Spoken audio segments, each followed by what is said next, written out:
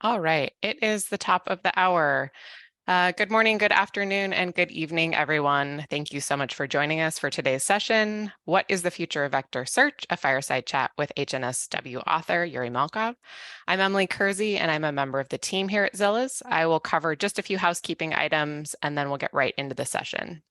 First, this webinar is being recorded, so if you have to drop off at any point, you will get access to the on-demand version within a few days, hopefully sooner. If you have any questions, feel free to paste them into the Q&A tool at the bottom of your screen. You can also use the chat window. It's a little harder to keep track for us, so if you could use that QA tool, it would really help us out. And then we've got some really great upcoming events that... My screens have disappeared. Oh, there we go. We've got some great upcoming events, so be sure to check those out at zillows.com/event. We will send you some more information on that. And then if you haven't already, join our community. We would love to carry the conversation on from then. And without further ado, let's get into today's session. I'm pleased to introduce today's session. Again, what is the future of vector search? A fireside chat with HNSW author Yury Malkov. And our guest speaker. Yury is a distinguished engineer at Verse Innovation and is currently developing crucial recommender systems that serve over 100 million users. His published research, boasting 2,000 citations, spans CV, LLMs, Rexis, and similarity search, featuring widely recognized open source solutions like HNSW and learnable triangulation. Yury's professional interests encompass constructing highly scalable content machine learning systems. In addition to Yury, we are also joined by my colleague, Frank Liu, ML architect and our director of ops here at Zillows. Welcome, Yury and Frank. Thank you for the introduction, Emily. And yeah, thank you everybody for coming to this session today. We'll do things a little bit differently. There won't be any formal presentation or anything of that sort, but we will just be having an open chat, sort of about a bit about LLMs, a bit about vector databases, and of course about vector search and HNSW as well. So, Yury, thanks for agreeing to come on. I want to just chat openly, right? But before we really dive into some of those questions about machine learning, about your background, your work, I want to ask a bit about how you got to where you are right now, right? How did you get to being in vector search? How did you go from being having a background in laser physics to doing what you're doing now? Hey Frank, yeah, thank you for the introduction. Yeah, I got education in laser physics. So when I did PhD, I was working on experimental femtosecond laser physics. So yeah, and there it helped me to shape professionally. So I worked with very smart people in Russian academia. And yeah, one of my advisors later became the head of Russian academia. So he reported to Putin at some point. Yeah, it was a fun time. Also, in some sense, there is a similarity between experimental laser physics and machine learning. So in both of them, you build pipelines. Though in laser physics, you build physical pipelines. So you assemble the pipeline that transport the laser beam and add diagnostics, transport, and so on. Yeah, so it was fun time. Yeah. And as to how I transitioned to vector search, so there was no strict transition. So even before I started working on laser physics, I signed a contract with a part-time work with a startup in Nizhny Novgorod that was called Labs. So and I worked there for something like 6 or 7 years while doing my master's and PhD. And that company, it was pretty ambitious. So especially given the time, so they started in 2007, and they wanted to build highly scalable distributed similarity search engines with targeting tree-based entities. So they said, Wow. like, there are Internet of Things. So, and they can be represented as trees of properties. So, like, you have a DVD player or like a network player. You have a TV. So, like, and they can connect. So they need to find each other effectively. So, and that work ended up in publication of HNSW, which is a predecessor of HNSW. So this work has been done together with Alexander Ponomarenko, Andrei Logvinov, and Vladimir Krylov. And yeah, that happened before I got PhD in laser physics. And also about that point of time, the company ceased to exist. So, and maybe like right now it's pretty obvious, like why there was not that much interest 10 years ago, like in vector search. Yeah, but yeah, I mean, there wasn't I don't that know. much. Yeah, I mean, I don't know. I think there was definitely some interest, but it was certainly very fledgling. Not like what we see today, you know, with all the hype around LLMs, with all the hype around recommender systems, with any type of searching across all these different types of modalities. But yeah, sort of diving a little bit deeper into that, you know, sort of, I guess, I suppose I understand to a certain extent how having a background in laser physics, you're building a lot of these pipelines, how that can be similar to building infrastructure for ML or even building ML models themselves as well. But I'm still curious. Like, I mean, I think you have to be one smart person to start in laser physics and then still be able to create data structures, you know, to create, quite frankly, I think one of the data structures that's used pretty much universally in all vector databases and really all, you know, a lot of production vector search systems. I think that's really, really impressive personally. But yeah, anyway, I mean, how do you think sort of HNSW and do you think graph-based indexes, do you think those are going to be, you know, do you think the future is going to be graph-based, or do you think that, you know, we'll come up with some better solution for doing vector search, something that gives us better accuracy, better recall, or better query performance? Well, like that depends on like what do you understand by graph-based indices. So Okay, like graphs are a natural form of representation of relations between items. yeah. So and if you look at LLMs, those are also can be seen as graph neural networks. It's just that their graph is fully connected, and like there are many methods to speed up LLMs, and most of them, not all, but a lot of them, they're based on like sparsifying the graph, so that you don't do attention to each of the elements in your input, and that is the same as GNNs, but with like not with specially crafted graph. It might be a dynamic graph, it might be a set graph, but still, like that's a form of representation. So I don't think like graph nearest neighbor search is going anywhere. So it's gonna be there for sure. So there are other methods that gonna complement it, but yeah. So you need to define the relation somehow. Fair And enough. graph are the natural form of that. Fair enough. Fair enough. How did you come by? I'd also like to hear, in addition to your own origin story, and thank you for that earlier, by the way, I'd also like to hear a little bit about the sort of the origin story of HNSW and the origin story of how you came about to develop this particular algorithm. Sort of dive a little bit deeper into understanding that as well. As many details as you can share there, that'd be great. Okay, sure. Yeah, as I said, so that work stemmed from the previous work done in the startup, which is NSW. So that's also a graph algorithm, and that graph algorithm is designed to be distributed. So it has like random entry point. So it's supposed to scale with addition of new nodes. So existing indices should be scalable.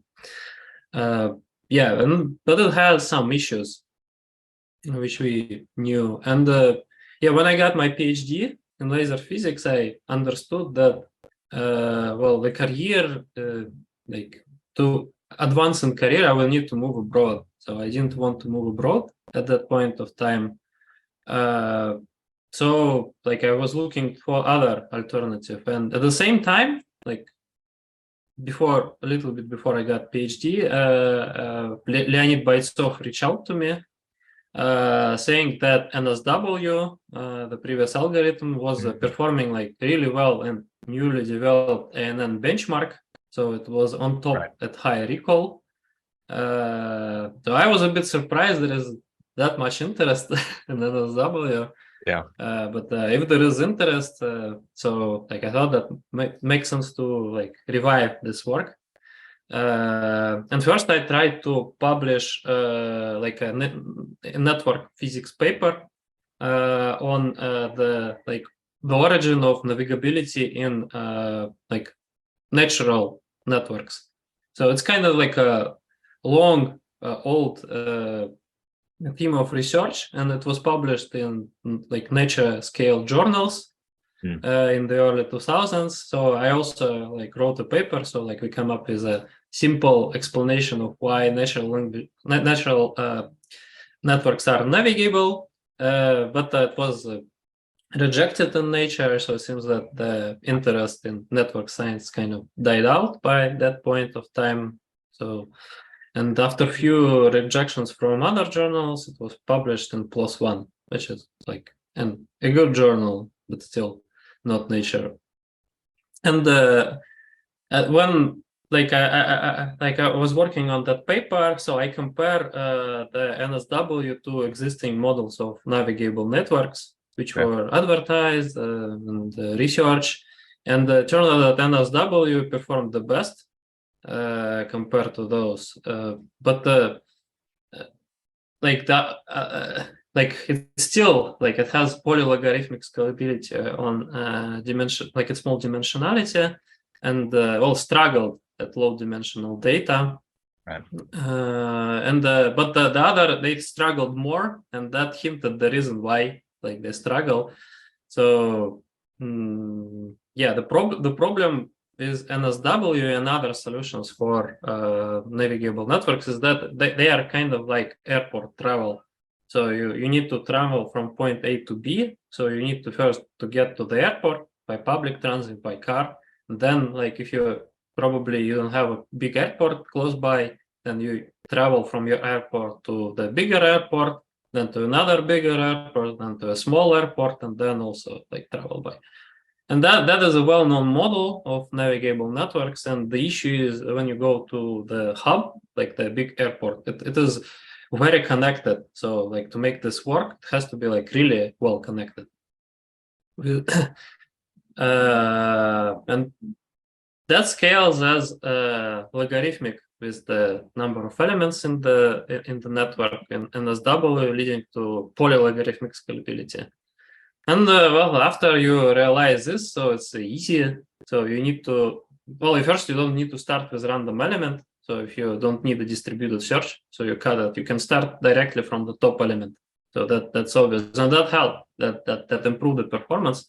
But the second thing is you then need to avoid doing like all long connections for the hubs, because you start from the hubs. And for that, like we know that NSW was kind of like similar to skip list. So we never published like the similarity, but internally we, like when we explained why NSW was navigable, we said it's similar to skip list. Like skip list is a good model for NSW, but yeah, it never mattered much until this point. And skip list has a natural division of links by length. So if you say, okay, I'm gonna use the skip list division in NSW, then I'm solving the logarithmic scalability issue, and that worked. So the performance on low dimensional data like improved by many orders of magnitude compared to NSW, and it made algorithm performing well on most of the data set. And the last point was that like it still didn't perform well on one data set. It was a very low dimensional data set. And yeah, after discussions with Leonid Boytsov, so like we thought that maybe it worth fixing. So we added a heuristic for the neighbor selection, which we knew from the spatial approximation tree work done by some good people. And so that made the transition to one-dimensional skip list exact. So that has a nice property. Yeah, and later I found out that the same heuristic was used in earlier works, like work by Ari and Mount.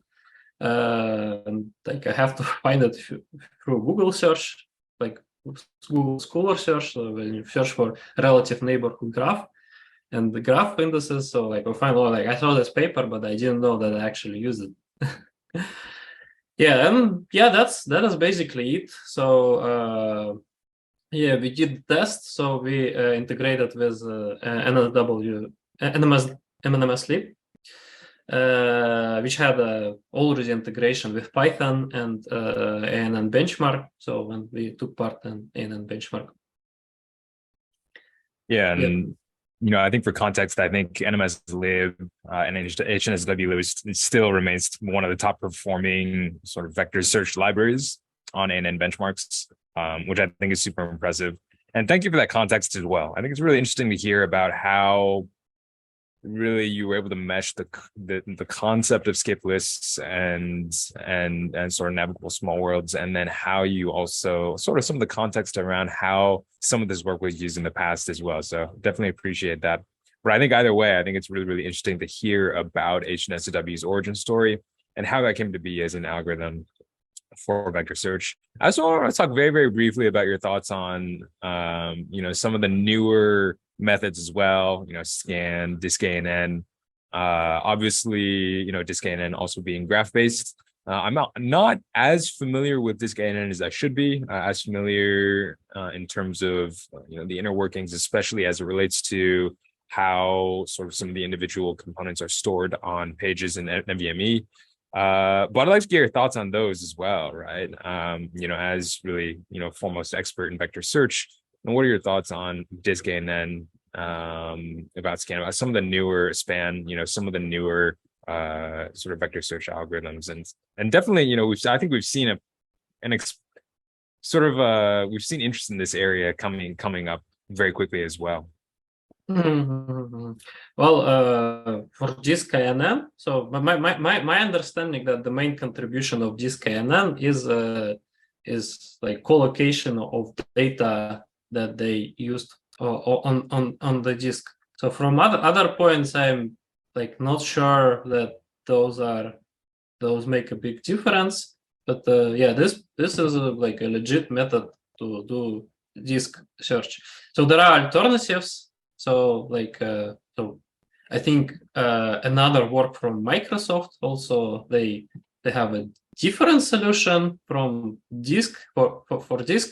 And that solution, I don't know, like I probably prefer the other solution. Like, I mean, because it makes some other things easier, like removing the elements.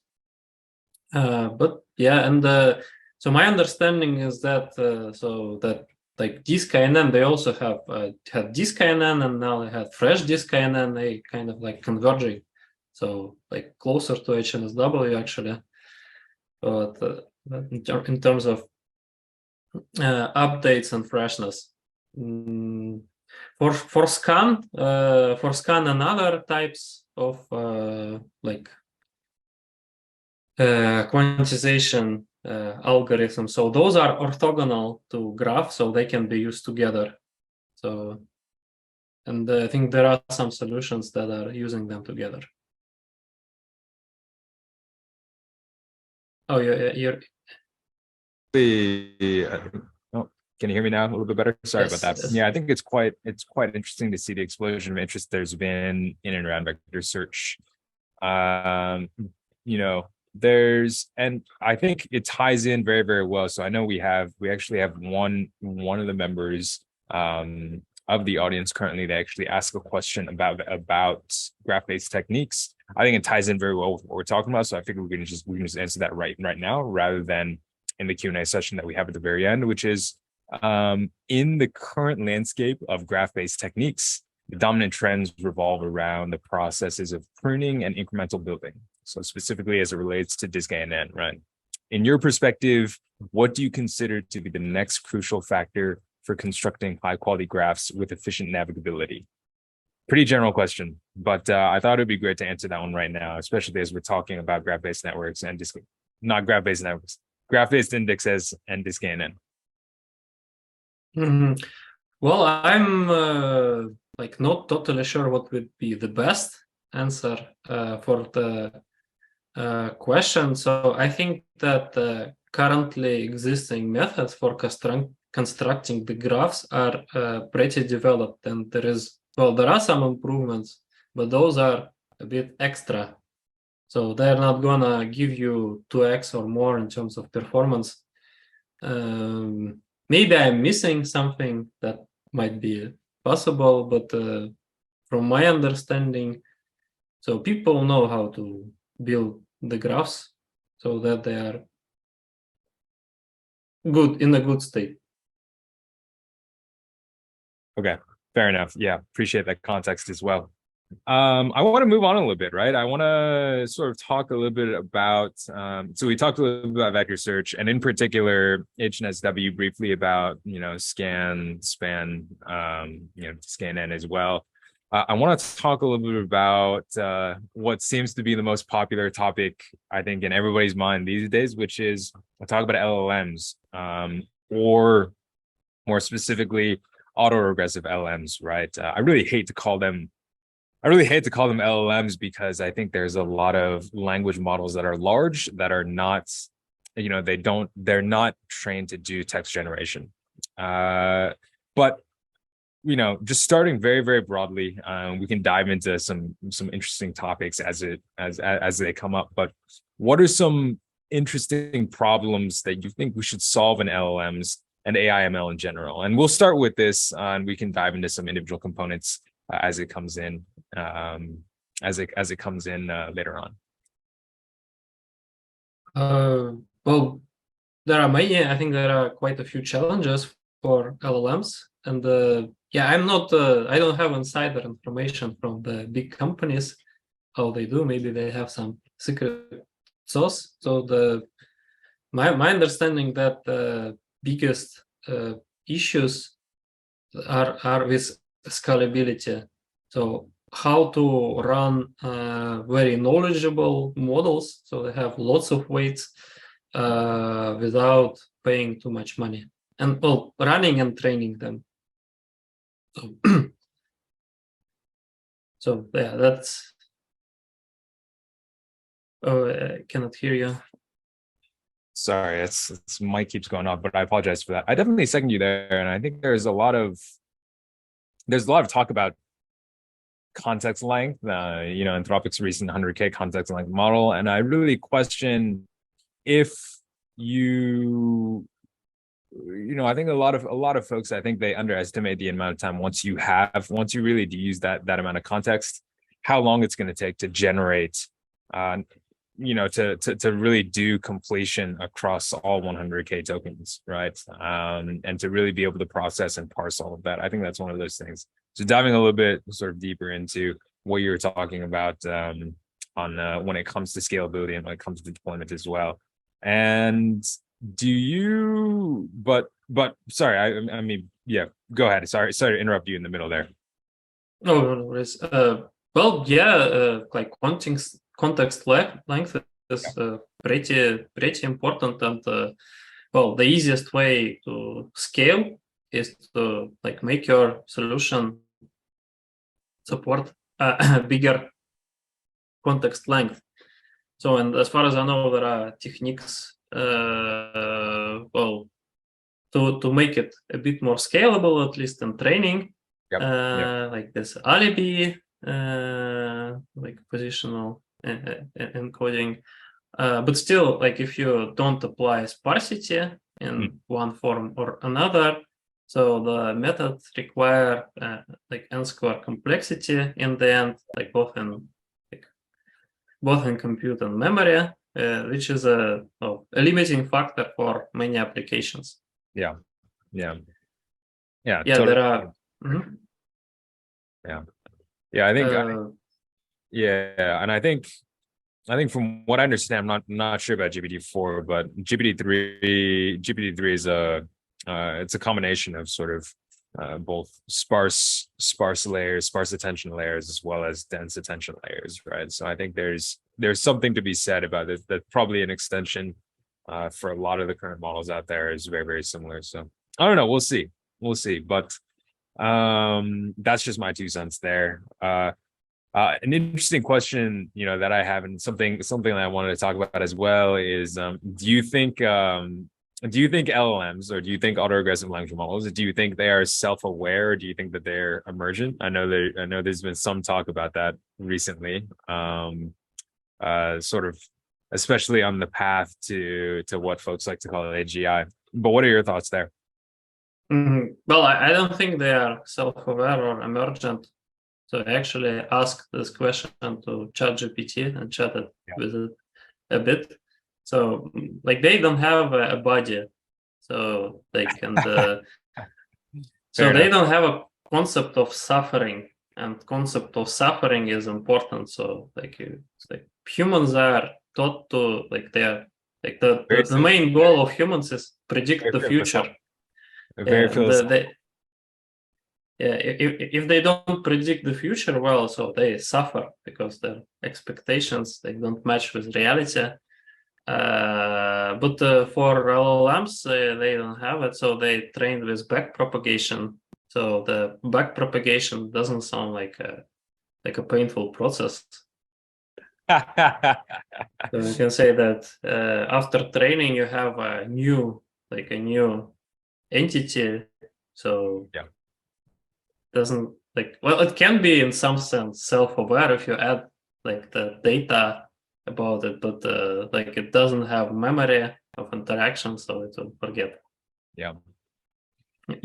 I think it's interesting that you mentioned that as well, because when it comes to being self-aware, when it comes to being emergent, there's a couple of key factors, and the first is, I think we always define emergence or being self-aware as related to a human concept, and I think it's very, very difficult to say that we, as humans, when we learn, that we do backpropagation inside of our inside our brains. Basically, I don't think that is a very natural way of looking at things. So I question whether LLMs truly are self-aware, whether they're truly emergent. I don't know. It's an interesting question. Probably not one that I can answer, but one that I figured we could discuss about anyway. So yeah, in terms of sort of sticking on the topic of LLMs and AI/ML in general, what are some, we also talked earlier about, hey, if you want to put these in production, you need ways to be able to scale them, to be able to do well. What are some scalability techniques that you're aware of that are helpful for LLMs? Beyond just using vector databases, right? Beyond using vector databases to store, documents or document chunks and retrieving the most relevant ones related to a query. There are many sparsity-based methods, so which avoid doing attention to all of the items. So there are older works like Reformer. I think there were Google works that use some random attention, attention pattern. So there are also RNNs, which are very, very, very sparse. So there are many solutions, and there are tons of papers which do that. That is in the context of increasing the context length. Right. Yeah, but I don't really know what is used in like the OpenAI and others. So Fair when enough. I chatted with some generative AI companies and asked them if they use it, they say, "Oh no, we don't use it. So we use something very simple." So I was surprised. Fair enough. Yeah, Okay. and Okay. and like CNNs are also, they don't have this issue with complexity, and I think like there are like I probably expect to see something like CNNs with pooling and with pooling and convolutions. So like when you have different scales, gonna be like mainstream in some future. Interesting. Okay. Interesting. So we essentially, you're saying like we reduce. Okay. All right. Interesting. So sort of reducing. I'm not really sure how that would work from the context of, yeah, but that's an interesting way of thinking about it. Yeah, as you sort of reduce dimensions spatially, you'll be able to get better performance. Well, yeah, so there are like in computer vision, so there is I think a very interesting concept of stacked hourglass models. So it's like stacked Right, I remember that. units. I remember that, yeah. So and then basically you have the flow of information, like the information flows at different levels of like spatial levels, and that I think is a very like strong approach. So like something similar can work for transformers, and I saw papers that use something so, but I don't really know what's used in production. Fair enough. Okay. All right. Yeah. Yeah. Definitely an open problem. Definitely an open problem. And, I think using vector databases to do retrieval is one of them. Definitely one of the most common ones right now. And, but I think there still is some work to be done in, once you do retrieve those most relevant documents, or later on different modalities, images, video as well, once you do retrieve the most relevant pieces of data, being able to run that through an LLM very, very efficiently, get a very, very fast response. I think it's something that still needs to be done. But yeah. When it comes to LLMs, what do you think? Do you think LLMs and vector search, are these going to be going hand in hand? Are these going to be, one at the hip basically for a lot of applications moving forward? Or do you think we're going to, figure out a way where we can improve, let's say, improve the performance for long context, for very, very long context models, and we'll use vector database more for storing conversations between different sessions. I guess what I'm saying is, do you think that these are going to be really, really, going hand in hand moving forward, or are we going to see sort of a shift in this space? Well, yeah, I think they are very complementary to each other. So vector search is more like a tool that can be used by people who also use large language models. So why do we even need like those language models? So we want to have text and other data represented as vectors. So that makes it comparable. You can infer other like numerical values out of it, and if you have vectors, so you have concept of similar. Right. So and you need tools to scale it to large sizes. So maybe like vector databases might not be needed that much for a small scale.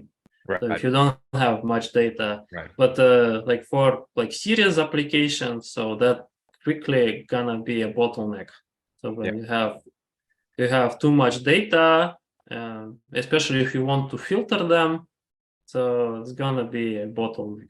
And this bottleneck, like in the recommender systems right now, so due to scale, I mean, you have to use approximate nearest neighbor search to make it work, and it's probably gonna be used and with LLMs as well, and inside LLMs, so it also can be used probably like in the retrieval augmented approaches. So when you don't just use, so when you retrieve like not user data, but even like your training data, so you don't want to store all information from your training set in your model, so that is not very efficient.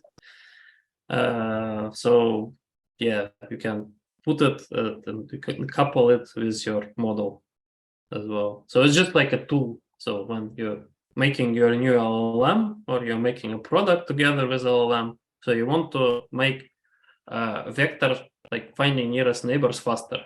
Right. So, and yeah, it's very handy if you have tools to do that. Yeah. Yeah, and on the topic of sort of recommender systems as well, I'd like to dive a little bit deeper into that too. I think, there, for a lot of folks who are new to vector databases, who have been, around vector databases such as Milvus or Zulus around the time of LLMs, around the time of ChatGPT, of Bard, Claude. Vector databases have actually been around for quite a while. We in particular, we've been working on Milvus, and for, I would say, the biggest use case prior to LLMs has been around recommender systems, and has been the capability to do really content aware recommendation, right? And sort of coming back to this topic of Rexis, Yury, I guess we can start broadly as well. I'd love to get your thoughts on, hey, what are some of the biggest challenges associated with building recommender systems? And it doesn't have to be related to vector search, just in general. Well, like the biggest, so I think there is a landscape of ML. So there is like computer vision, there is natural language processing, and they are kind of like converged. They use the same architecture, so they train on similar data. So it seems like images also help with text. But the recommender system is kind of like different. And I think the major issue with recommender systems is that recommender systems are almost never open source. So they work with the company data, and to make a good recommendation, so you have to support really like a heterogeneous set of features which are crafted by some people specifically for your product. And that makes research and recommender systems and like having strong baselines in recommender systems complicated. So every time you go to like a new company right now, and you have a task of like build a recommender system, so there are like things you need to do, and it's kind of like starting from scratch.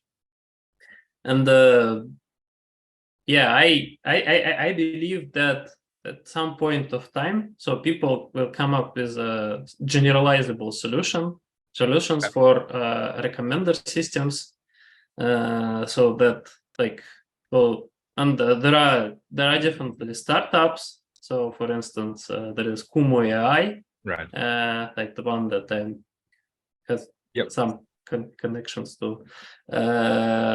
So there are other, but like the goal is, so user, like a typical user of the recommender systems, like the customer, so they will provide some data in a well-known format. You have to instruct the user really well what is needed, and then it can come up with some solution, so that solves the problem by the user. And the user have to be like really well at describing what they exactly want. So maybe, yeah, right now LLM's gonna help to like to reduce the gap, so they can like yeah. So like my understanding that like recommender systems are gonna be changing, and right now, like if you're in your company and you want to do recommender systems, so you don't have too much money on like hiring expensive engineers, like hiring them from Meta, Google, like other well-paying company. So it's like probably like not that many options. So I think that's also a good market. And yeah, nearest neighbor search is like a vector search is a critical component in many of the systems, especially big systems. So when you need to scale to millions and more, and you want to save money, then yeah, you need to use vector databases. Yeah, yeah, you hit it here, folks. Yeah, I guess being in recommendation is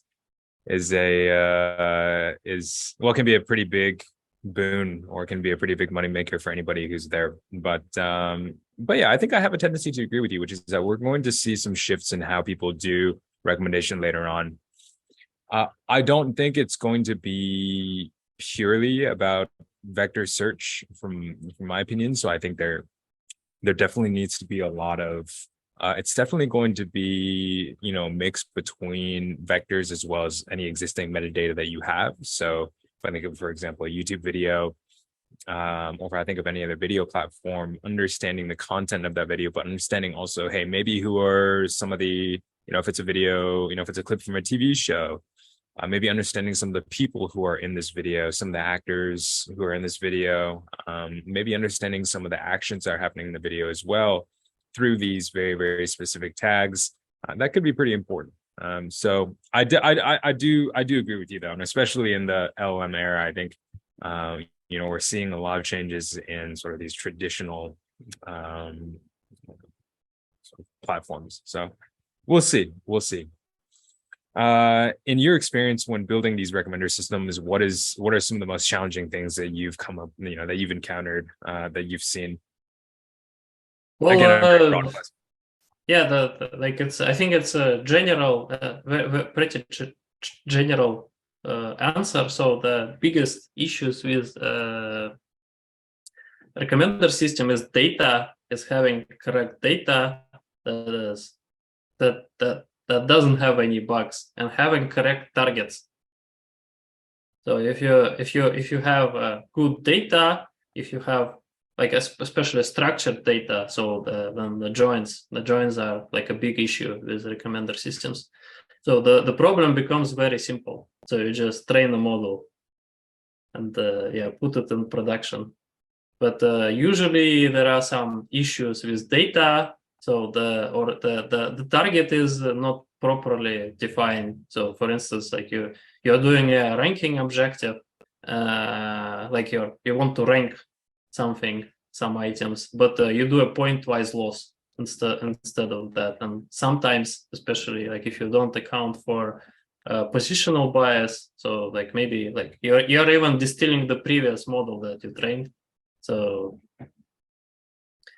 there are many issues. And I think engineers mostly spend time working with the data, making sure that the data is good, that the objectives that are optimizing make sense, and then the models. So and right now maybe like it's a pretty obvious thing. So there is a progress in user understanding. So now most of the user understanding is just a transformer applied to user history. So it's also kind of like converging with computer vision and NLP.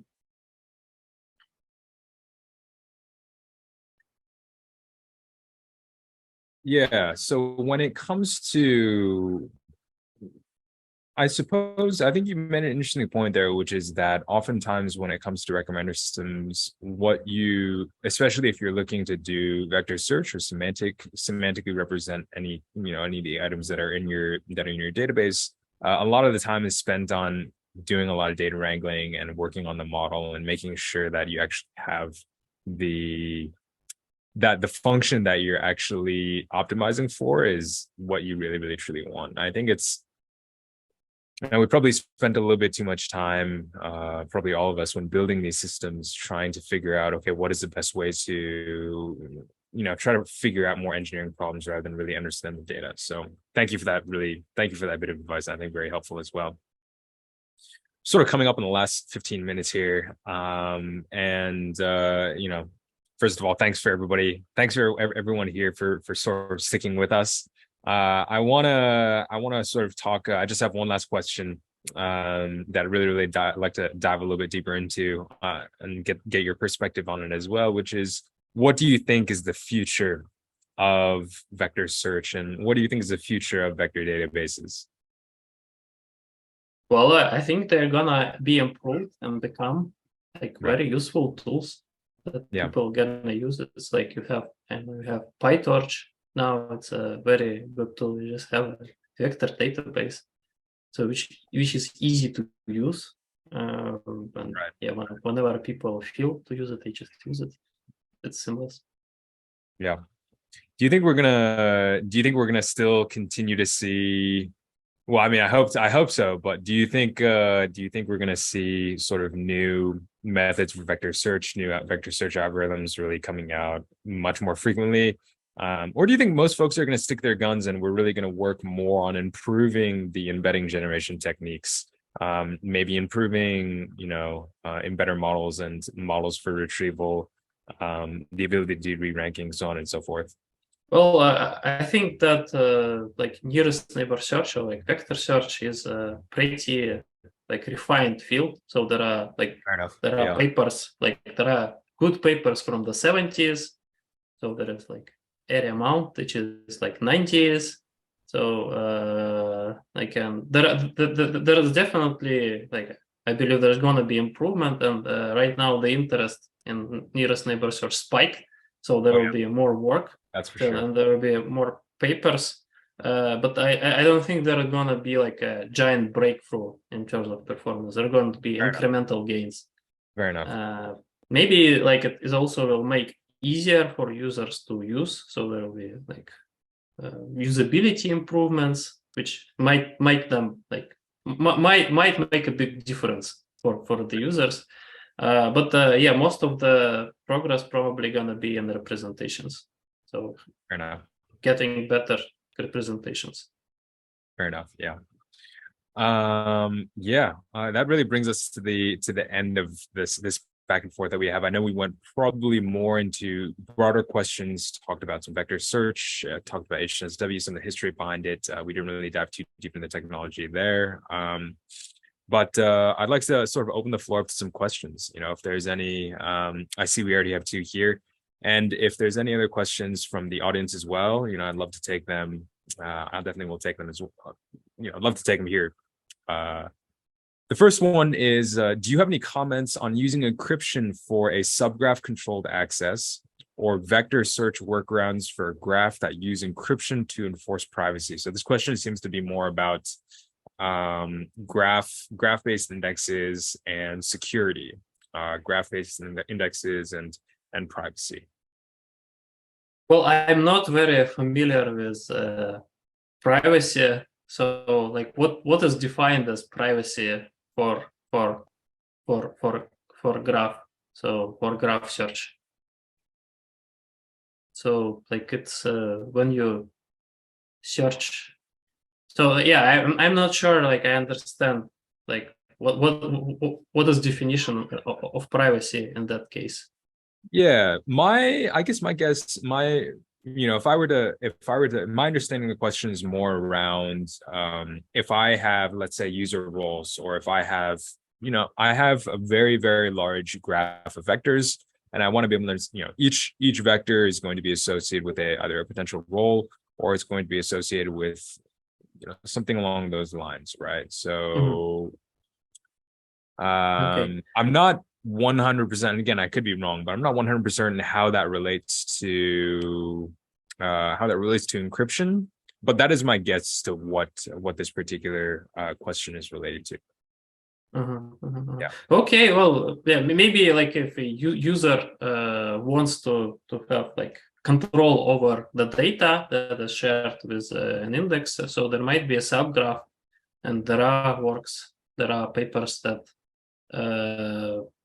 they have like a big graph, and then they have an isolated subgraph, and that still works to some extent. So if you can encrypt everything, they can have a like a key that and decrypt all the links and data like for a given user that or store the data on user's device, then yeah, maybe that might be a solution for that. Frank, I just wanted to jump in. There's a clarification in the chat. The Q&A question on privacy of my question was about roles and access to data of a department within an organization, for example. Okay, got it. Yeah, thank you for that context, Emily. I appreciate that. Yeah, but I think that's pretty much in line with what we were talking about in answering this question as well. In particular, I think the ability to store vectors as well as metadata, or vectors as well as scalar fields, and be able to co-locate them and be able to do approximate neighbor search, but filtered, I think is probably the important component that you're looking for there. And that's available. That can be easily done with something like HNSW, to be able to co-locate that with metadata fields. So great question, by the way. Thank you for that one. The follow-up to sort of the chat about HNSW, there's a question here about does a small world characteristic of HNSW arise from the hierarchical long-range edges alone, or is it also influenced by the early edges established during the incremental building process? Well, the early edges are pruned inside the heuristic of HNSW. So yeah, it's safe to say that they don't play a big role. So they are pruned for a different reason, to make it more flat memory friendly. But right. Yeah, during this process, it doesn't hurt the performance significantly. So it's safe to say that on low dimension data, the logarithmic scalability is due to the long range edges alone. Got it. Okay. Yeah. Thank you for that question. And there's a follow-up to that question as well, which is, what are the primary constraints that you believe the current graph ANN methods are encountering? Well, there is a constraint that the distance calculation, at least in HNSW implementation, HNSW lib, so the distance implementation might be slow. So that's the easiest thing to solve. So if you have because HNSW, it sees the data as distances between the elements and the query. Every time you have a comparison, it calculates if you have vectors, that is L2 or cosine or inner product, and that might be expensive. So yeah, I think that is one of the biggest limitations. But you can compress the vectors in phase. So there is a vector compression together with HNSW, and that can speed up things. That's also there might be some other constraints, but I'm not sure. Maybe if there is a clarification, so what kind of constraints are meant, maybe I could answer it better. Yeah. If we can get a clarification for that, that'd be great. But my best guess as to constraints, probably, I think you put it very well. So the distance computation is one of those aspects, but I think maybe another one of those could be related to, let's say, memory. How can we reduce the footprint of the index, of the in-memory index by a bit, especially because not oftentimes, HNSW indexes are actually larger than the data set itself. If you're not doing any compression of the vectors, if you're not doing any quantization, if you're not doing any, if you don't have any sort of any fine quantizer to sort of lead into that. So I guess one of the challenges could be around that, right? So how do we really reduce the memory footprint how do we make graph-based indexes, especially ones that store not just a subgraph but the entire data set in memory? How do we make that more efficient? And I don't know. I'm not sure, but hybrid indexes are one solution. Yury, as you mentioned earlier, as you mentioned as well, figuring out a way for us to be able to do more efficient computation is going to be another solution as well. So the follow-up, the clarification here is related to footprint indexing time in large data set sizes. Yeah. Well, yeah. There is definitely is a constraint on memory, so you have to at least few links per element, and that means you need to have like at least 10 bytes as minimum, or Right. maybe more. So Right. and if you want to avoid that, you have to cluster the elements, and so you don't store the individual elements, you store like a blob.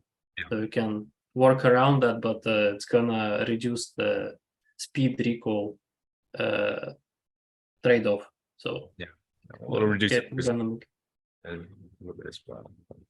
But yeah, great question, by the way. Thank you for that one. And our last question here, I know we're coming up at the top of the hour, and there's a bit of housekeeping at the very end as well, is what is your opinion on dense plus sparse vector search? Well, it's I think it is very good for search. Text search. Fair enough. Yeah. So that is very relevant, and as going back to graph indices. So graph indices they support it out of the box because they work with distance. So if you define dense plus sparse distance, so it's gonna work in NMS-lib. So there are sparse distances, and the index works with sparse distances. So there might be some hacks how to make it more efficient. In your case, if you're talking, say, with BM25, so BM25 is a heat-based method. So if you add heats as interpoints for the graph with your sparse plus dense metric, so it's gonna converge pretty quickly. So, but that is HNSW to make it work with sparse indices. So there are some hacks with interpoints. Yeah, well, look forward to seeing potentially that support being in there for HNSW lib as well. But that is the final question that we have in the Q&A session. If there are any follow-up questions, if there's any questions that folks didn't get a chance to ask Yury for this session, feel free to follow up with us, and we'll try to get to those. But Emily, back to you. Thank you, Frank. Frank, Yury, what a great conversation. I know that I learned a lot. I know that I probably have more questions than I have answers right now. Hopefully all of you enjoyed the session as well. So thank you so much for joining us. We hope to catch you on a future Zillows webinar. You can find those at zillows.com/event. We hope to see you in the community. Thank you both. Thank you, and thank you for the questions.